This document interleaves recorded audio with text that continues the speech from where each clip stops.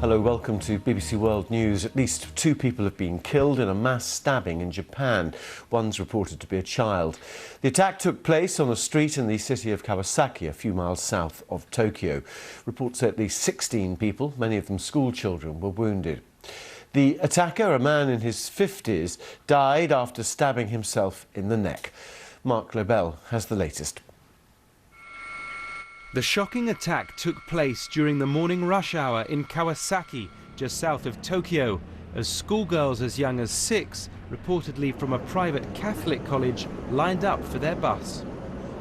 On this street corner, a man started stabbing people queuing and then, holding a knife in each hand, according to one eyewitness, boarded the vehicle, lashing out at those inside as well. This lady says the people she saw were bleeding. This woman heard kids screaming and crying. She says children and adults at the scene looked too shocked to do anything. She didn't know what to do either. Ambulances rushed to the scene and the injured were taken to hospital, but for some, it was too late. The attacker in his 50s killed a 12-year-old schoolgirl and a 39-year-old man and wounded at least 13 others. Police say the suspect, believed to be a resident of Kawasaki, died in custody, having stabbed himself in the neck. The Japanese Prime Minister Shinzo Abe voiced strong anger over what he described as a harrowing attack. It took place while he was hosting the US President Donald Trump on a trade visit. On behalf of the First Lady and myself, I want to take a moment to send our prayers and sympathy to the victims of the stabbing attack this morning in Tokyo. All Americans stand with the people of Japan and grieve for the victims and for their families. Japan's normally safe society has been shaken by several mass knife attacks in the past, but they remain rare. So far, there's no apparent motive for this one. Mark Lobel, BBC News. Let's go back to our main story, the mass stabbings in Japan. We can go to our correspondent Rupert Wingfield-Hayes, who joins us from Kawasaki. Rupert, have you got an update on the casualties and indeed the motive?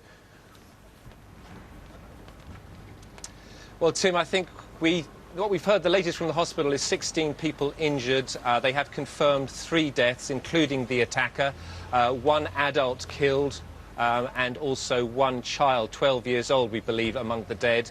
Amongst the others, the injured, 4 of them seriously, and we understand they have undergone surgery and now in the intensive care unit at that hospital.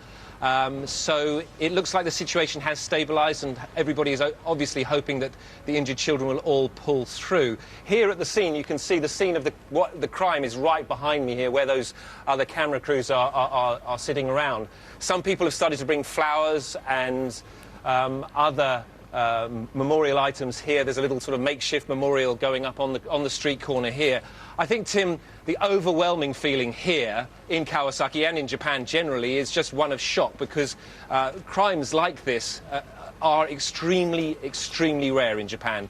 They do occur sometimes, rarely. We were thinking back to one in 2008 where there was a stabbing incident in Tokyo where 7 people were killed. But this is a very, very safe society where small school children can walk to school by themselves every morning. I see it in my own neighbourhood. People are not used to this sort of crime at all. And in terms of motive, briefly, do we have any idea?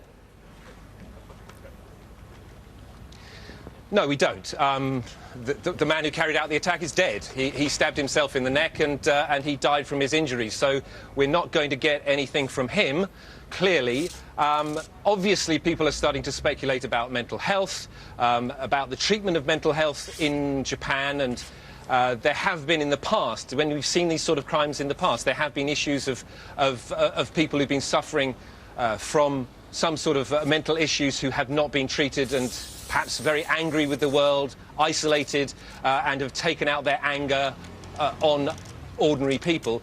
I think it's really too early to speculate on what happened here, but we do know that it was a man in his 50s.